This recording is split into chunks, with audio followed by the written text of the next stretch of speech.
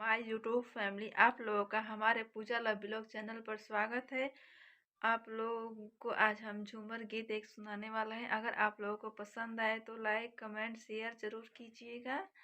चलिए देर नहीं करेंगे, आप लोग को सुना रहे हैं, सुनिए और बताइए आप लोगों को कैसा लगा। चलिए। हमरा मीट के मसाला न बुझला ए राजा जी, हमरा मीट के मसाला न बुझला ए राजा जी, तोहरा आमा के बोलिया ना सहला ए राजा जी, तोहरा आमा के बोलिया ना सहला ए राजा जी, हमरा मीट के मसाला न बुझला ए राजा जी, हमरा मीट के मसाला न बुझला ए राजा जी, तोहरा आमा के बोलिया ना सोहला ए राजा जी, तोहरा आमा के बोलिया ना सोहला ए राजा जी, अपना आमा के भेजी त दुअरवा ए राजा जी, अपना आमा के भेजी दुअरवा ए राजा जी, ना तो मर जाइब खाई के जहरवा ए राजा जी, ना तो मर जाइब खाई के जहरवा ए राजा जी, हमरा गोभी के पराठा न बुझला ए राजा जी, हमरा गोभी के पराठा न बुझला ए राजा जी,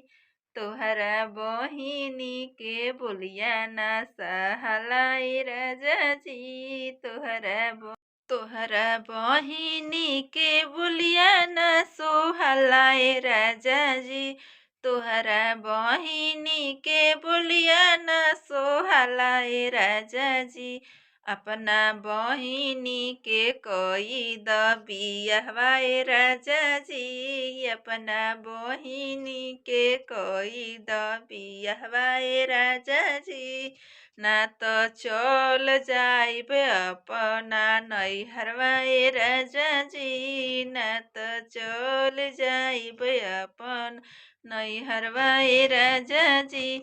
हमरा गोभी के पकौड़ी न बुझला ए राजा जी, हमरा गोभी के पकौड़ी न बुझला ए राजा जी, तोहरा भाभी के बोलिया ना सोहला ए राजा जी, तोहरा भाभी के बोलिया ना सोहला ए राजा जी, अपना भाभी के कोई दया लगवा हो राजा जी, अपना भाभी के कोई दया लगवा ए राजा जी, ना तो मोर जाइब खाई के जहरवा ए राजा जी, ना तो मोर जाइब खाई के जहरवा राजा जी, हमरा मीट के मसाला न बुझला ए राजा जी, हमरा मीट मसाला न बुझला ए राजा जी। अगर आप लोग को हमारा यह झूमर गीत पसंद आया हो गाइस तो प्लीज़ लाइक शेयर कमेंट कीजिएगा और कमेंट में ज़रूर लिख के बताइएगा कि आप सभी लोगों को कैसा लगा, कि आप लोगों के लिए इससे भी अच्छा हम झूमर गीत भक्ति गीत कोई भी सब गीत आप लोगों के लिए मेहनत करके हम डाल सकें। आप लोग प्लीज़ हमारा सपोर्ट कीजिए, आप लोग से हाथ जोड़कर हमारा विनती है।